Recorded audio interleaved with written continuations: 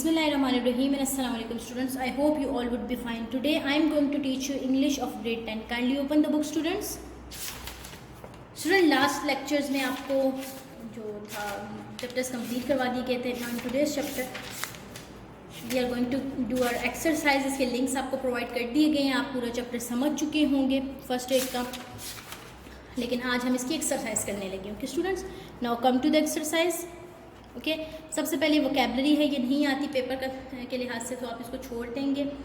उसके अलावा आप आ जाते हैं पार्ट बी पे students. So in the part B complete the missing letters in the words below to match the meanings given on the right. मतलब मैच कर सके मीनिंग्स भी. इधर हमने प्रीफिक्सेस लगाने हैं. What actually are prefixes? The prefixes जैसे dis, तो हम डिस है तो है इसका मतलब था डिवॉइड.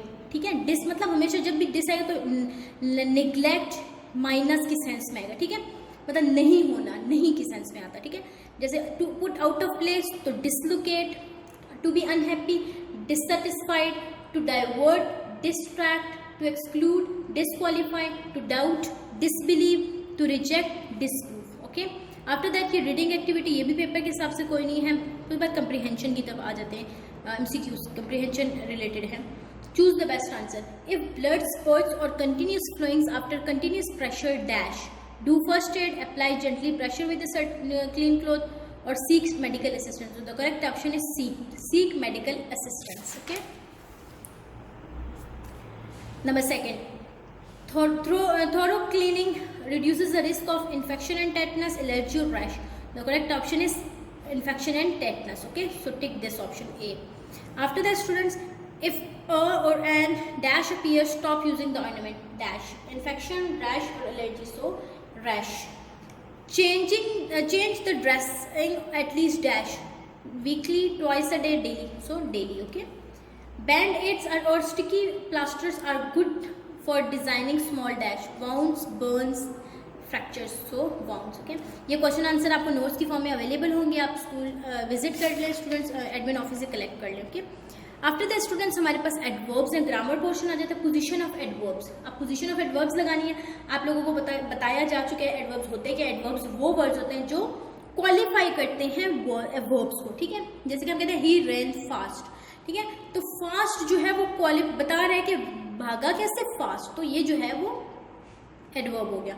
अब वो कहते हैं place adverbs at appropriate places. Appropriate places पे करना है. I am happy when it is my birthday, always. So कहाँ आएगा? I am always happy when it is my birthday. Okay, जो ब्रैकेट्स में गिवन है उसी को लगाना है, गिवन को ही यूज करना है हमने. जैसे इधर often, my brother gets up at 6 o'clock from Monday to Friday as he goes jogging. So my brother often. Okay, he went to the market last night he went to the market. Have you been to Hunza Valley? Have you ever been to Hunza Valley? और ये बाकी आप इसी तरीके से कर सकते हैं. लाइक ब्यूटीफुली एंड में आ जाएगा. वेटिंग स्टिल से पहले, स्टिल के साथ वेटिंग लगेगा तो वेटिंग से पहले स्टिल आ जाएगा. He saw a blind beggar in the market. So ये एज इट इज आ जाएगा, इन द मार्केट एंड में आएगा. ओके, फिर स्टूडेंट्स उसके बाद आते हैं हमारे पास एडवर्ब फ्रेज. ये एडवर्ब फ्रेज होते क्या है? एडवर्ब फ्रेजेस के बारे में मैं आपको कुछ बताती चलूँ. Adverb phrase group of words होते हैं जो कि एडवर्ब का काम करते हैं. जैसे मैंने आपको पहले भी बताया, he works carefully. So carefully क्या है?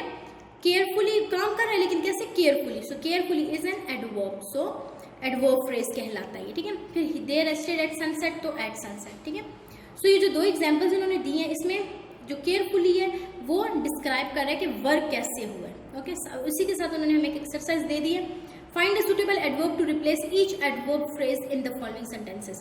Our teacher wanted that work to be done without delay. तो without delay के लिए हम क्या यूज करें?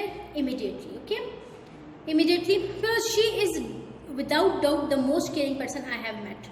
She is dash, तो हम क्या करेंगे? इसके साथ क्या? Undoubtedly. ठीक है, undoubtedly लिख देंगे. फिर उसके बाद students come to the next page. See over here. Once every year को हम yearly लिख सकते हैं. In a while को shortly. बाई एक्सीडेंट को हम एक्सीडेंटली.